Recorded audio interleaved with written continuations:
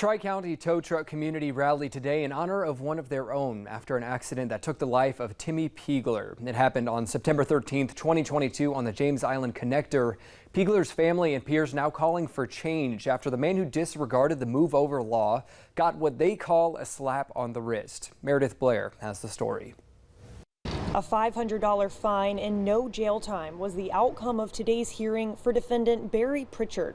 Again, $500 is inconceivable. That's the price to pay for losing one's life. The Charleston Police Department saying they're saddened by this tragic event and the loss of life that occurred. In part, they said in a statement, attorneys from CPD and the city prosecutor's office conducted a legal review of the case and consulted with investigators as to the appropriate charges in the matter. Based upon that review and consultation, it was determined that endangering emergency services personnel was the most appropriate charge based upon the law as applied to the facts of the case. Not good enough for the Lowcountry tow truck community or Timmy Piegler's family. If something like this happens again, they hope the law goes further to give victims justice. I don't think it's right.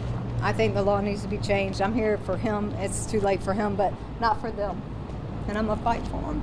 And they're spreading awareness, urging people to drive with caution. It's pretty rampant out here. Charleston's growing. We got a lot of traffic. None of them are paying attention. He says they just want to do their job and get home safely to their families at the end of the shift. We have a slogan amongst us: slow down, move over. Okay, I wish the rest of the world would think the same way. Reporting in downtown Charleston, Meredith Blair, Live 5 News.